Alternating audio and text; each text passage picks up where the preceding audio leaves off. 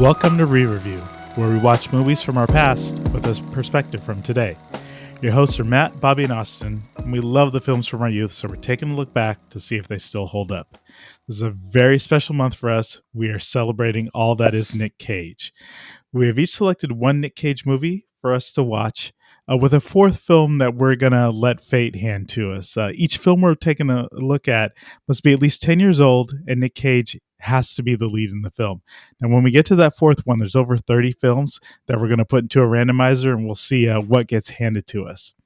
So we're starting off Nic Cage month with Gone in 60 Seconds. It was released in 2000, directed by Dominic Sena, stars Nic Cage, Angelina Jolie, and Giovanni Ribisi.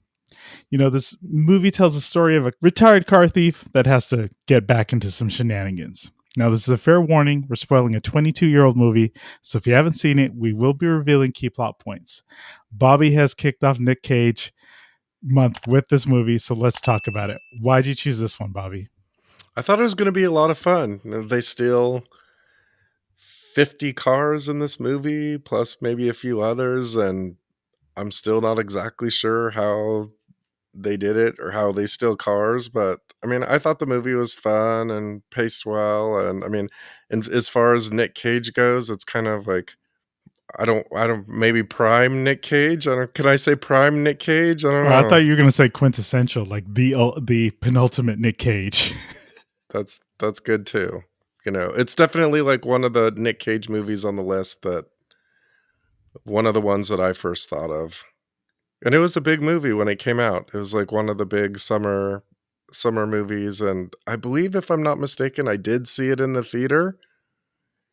And I don't I think it shows its time a little more than I was expecting.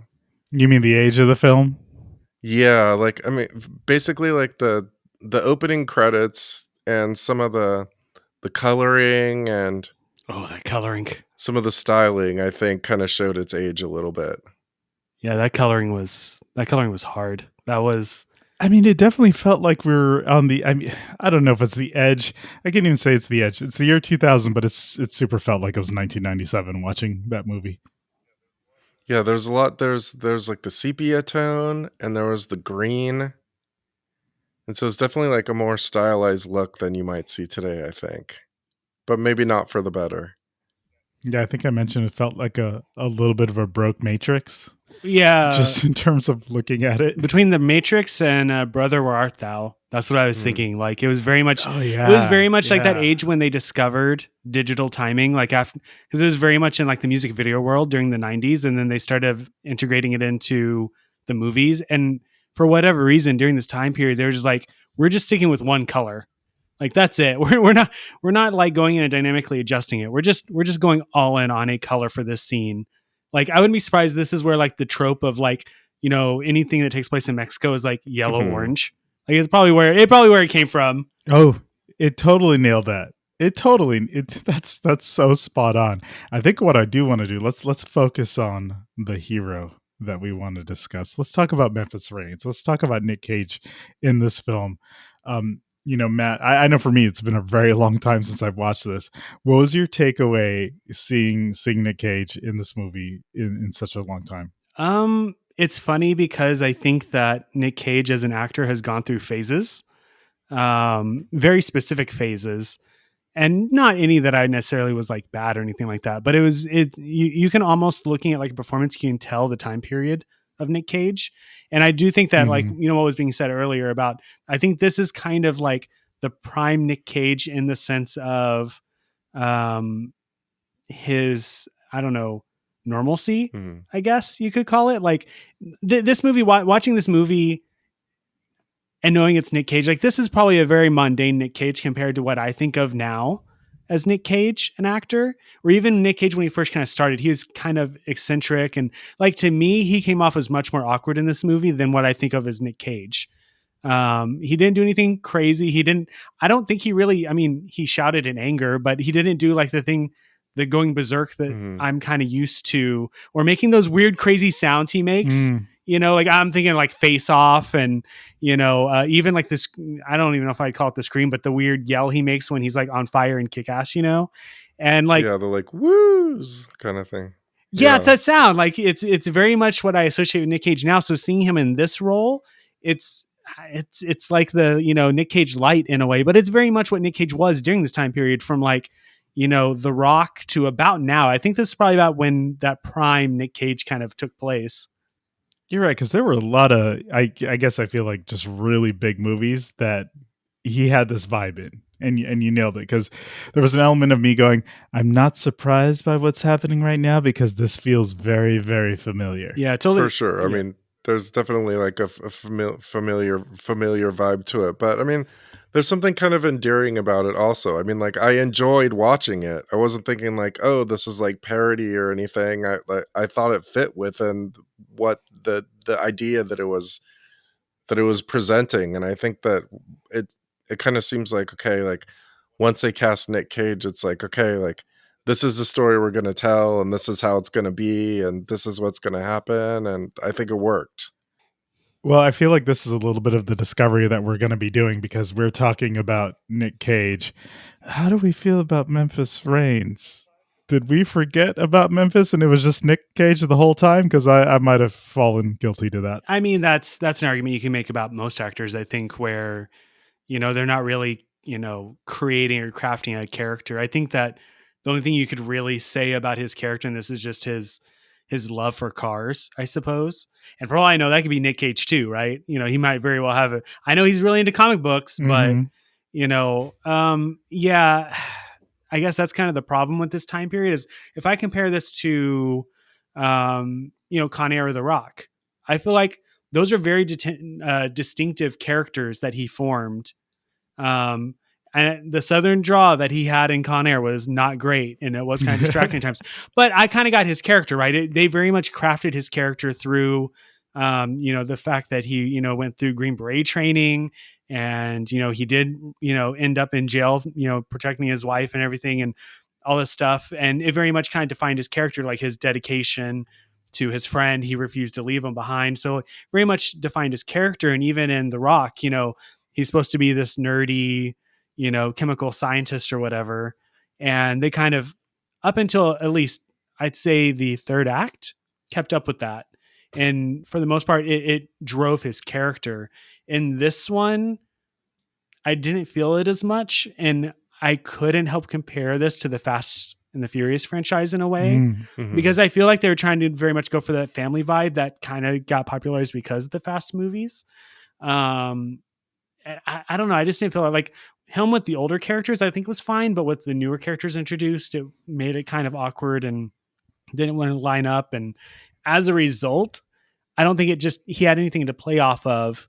Like there was history there. There was some character development they tried to put in there, but it just didn't work the way it did in his previous movies, I think.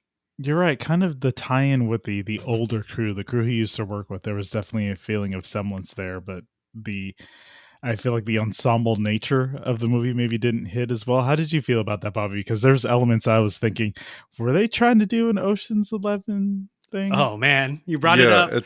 It sounded like that a lot, and I do think that was kind of it. But I mean, what was interesting is him and his brother, and then it was almost like his brother had his own cast of characters, and then he had his cast. But it was interesting, even them, like him trying to recruit them in the beginning, how it seemed like, okay, like he tried to have his whole crew, but then failed, calling people and not getting through with them and all that kind of stuff, and then kind of out of necessity having the other crew.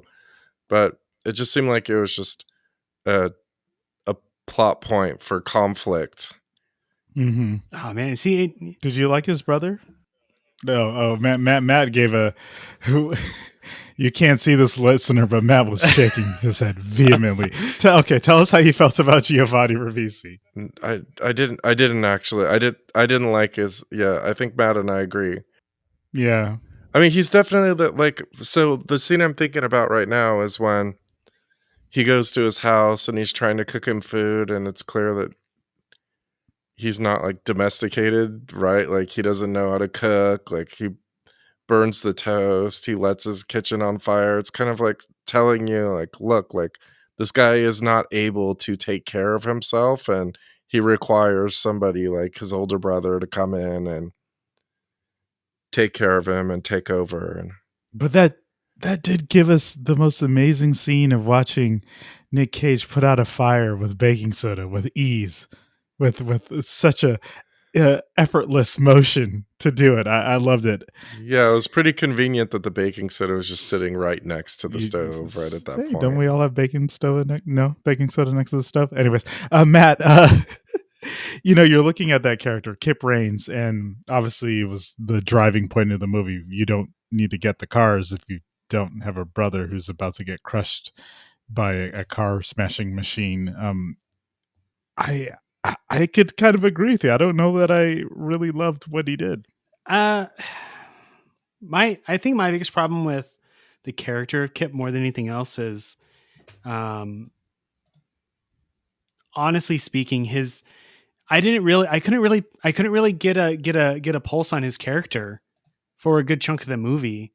In a way, like the way he was acting towards the beginning of it, I like the whole beginning sequence, which inevitably is the thing that kind of kicked whole thing off, right? Was when they just randomly stopped in front of the Porsche dealership.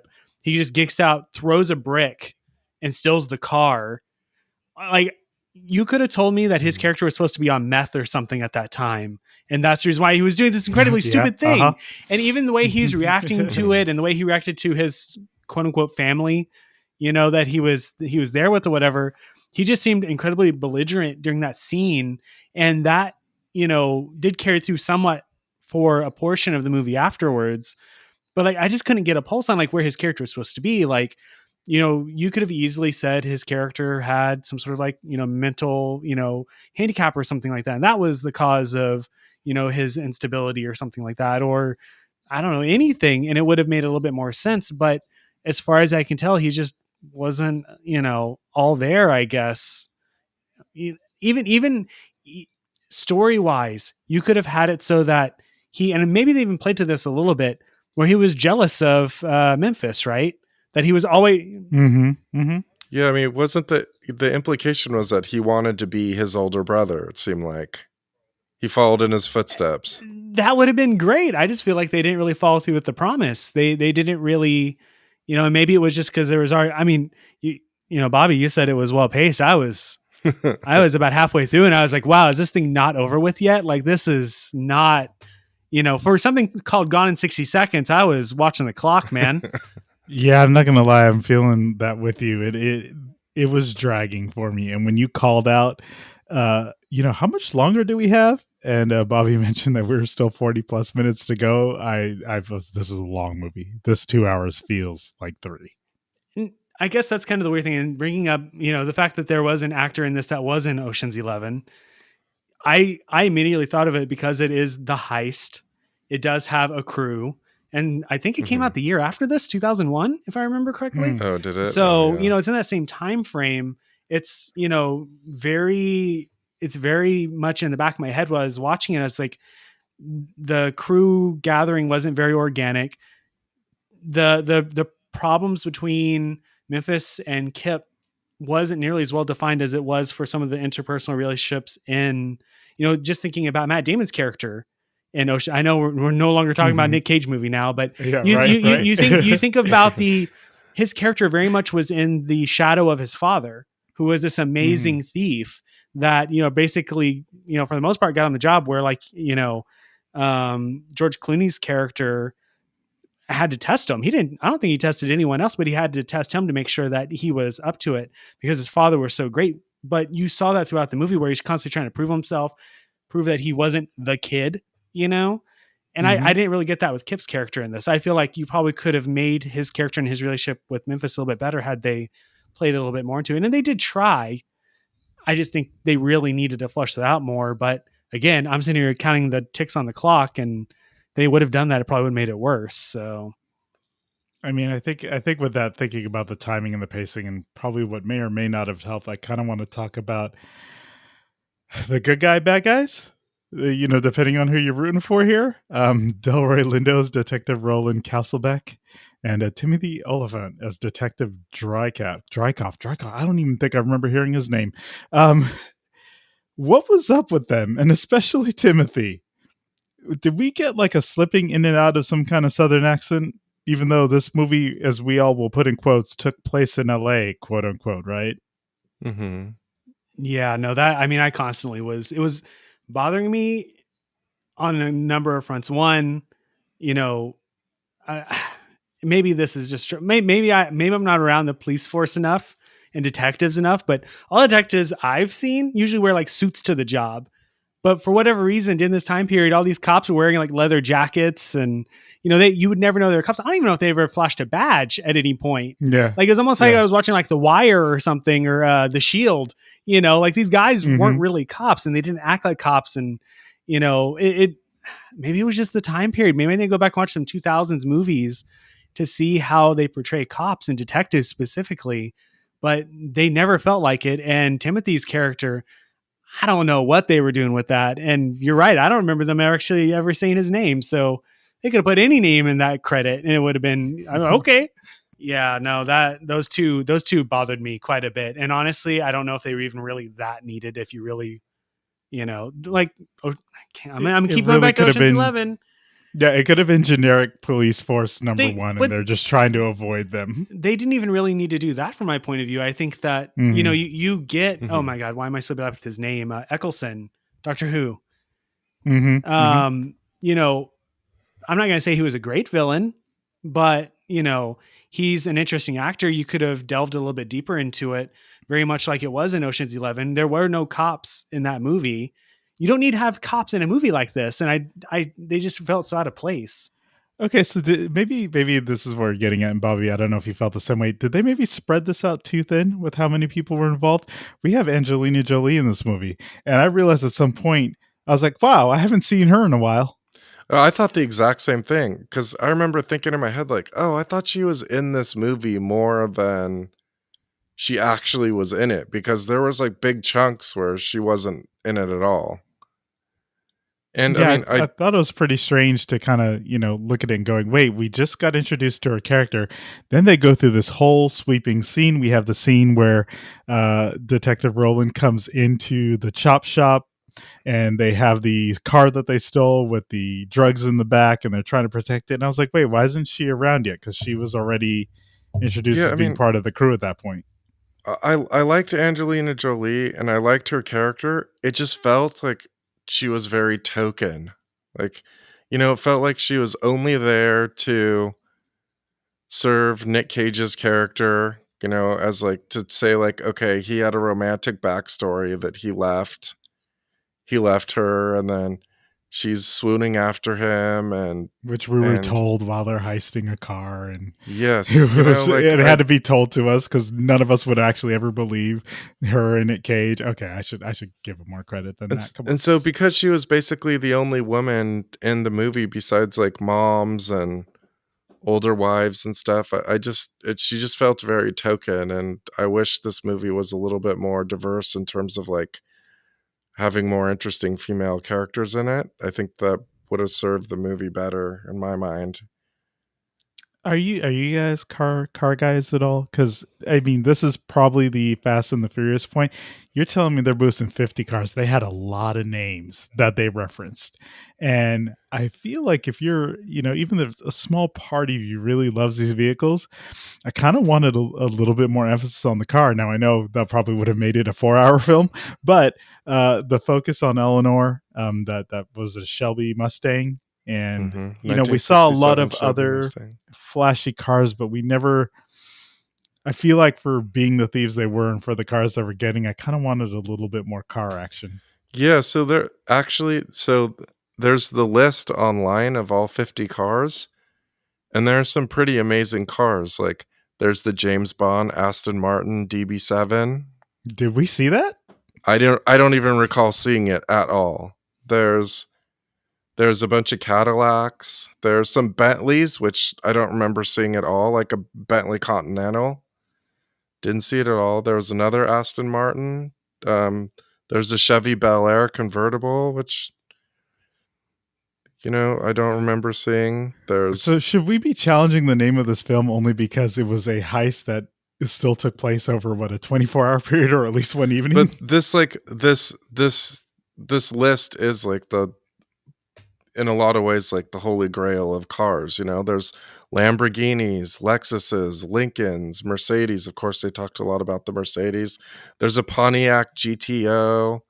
There's a T-Bird. So you're the car guy, Bobby. That's what I'm hearing. You know all these vehicles. Yeah, well, I mean, these are every single one of these cars is like a 6-figure car. And, like that's one of the interesting things about this movie is that they set the bar so high for it, like steal 50 cars in one night, right? And then the interesting thing is that sure, they did it, but it didn't really seem to matter that they did it. I mean, they're like, okay, like you did it, great, let's fight, And so so it seemed like if he would have showed up and said, hey, I have no cars, the exact same thing would have happened anyway. So it was like they were determined to have a battle one way or the other. Now, I can't remember. I think, Matt, maybe you said it, but maybe it was Bobby. In terms of being surprised that they didn't actually try to spin this off into a franchise. Oh, yeah. And maybe it is the fact that the Fast and Furious came out 5 or 6 years after this. And I think this movie did marginally well. I think that it definitely made back its budget, but it wasn't something as much of a a sleeper hit or anything like that.